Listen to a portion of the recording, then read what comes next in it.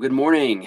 Welcome to Tuesday. My name is Daniel McCrane with McCrane Associates, and small business owners work with us to increase their profitability, expand their scalability, and solidify their legacy, guaranteed. So let's talk about what happens when the business transition takes place, something happens, and things do not go well after the transition. So, failed exit plans. These are things that are relatively easy to fix ahead of time, but you really need to put some effort into it a little bit and make sure that everything that is being shared with the potential buyer, from seller and buyer, that everything is open and honest and clear.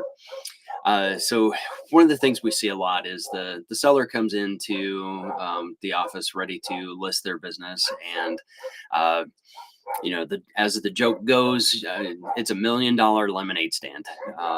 They think the business is worth so much because they've put so much time into it. It was their lifelong dream. It's basically another one of their children. So they have a high value of what it is.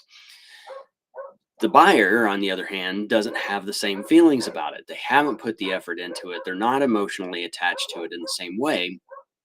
And so a lot of times what happens is the seller gets so attached to the selling price that offers come and go, more offers come and go, and the seller really begins to get discouraged.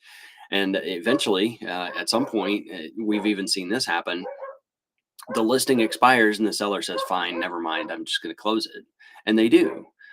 So they miss out on anything, and instead they accept nothing for the business when it closes.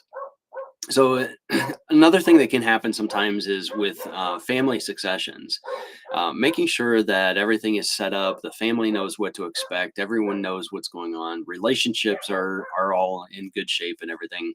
I know of a couple of succession plans that took place. There's one particular manufacturing company I'm aware of. Dad built up the company, gave the company to the two sons. For whatever reason, the two sons had a falling out. They still work in the same building, but their offices are located at opposite ends of the building. And if they refuse to speak to each other, so when decisions have to be made that require both of them to come to an agreement, somebody has to go back and forth between the two offices to get their sign off and get their approval. It's a mess for the company for sure. I know of another situation where dad built up a company, got the company good and running. The company operated inside a warehouse.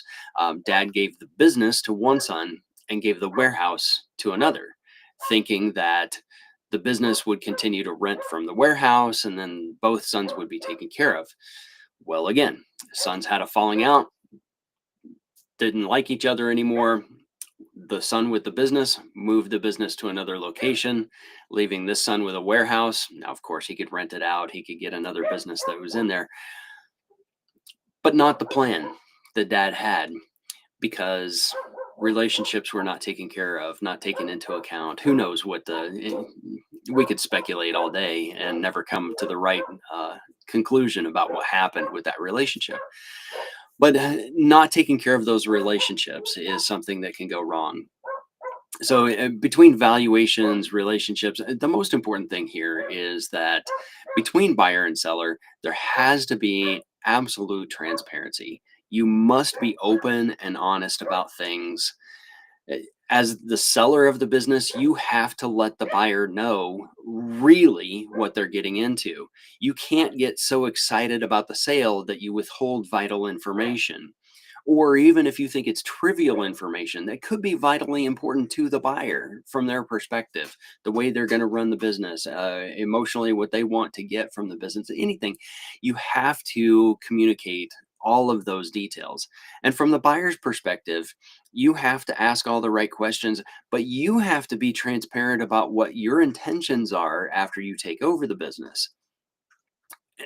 These two things have to come together so that the business can continue to operate and function. And that's the most important part.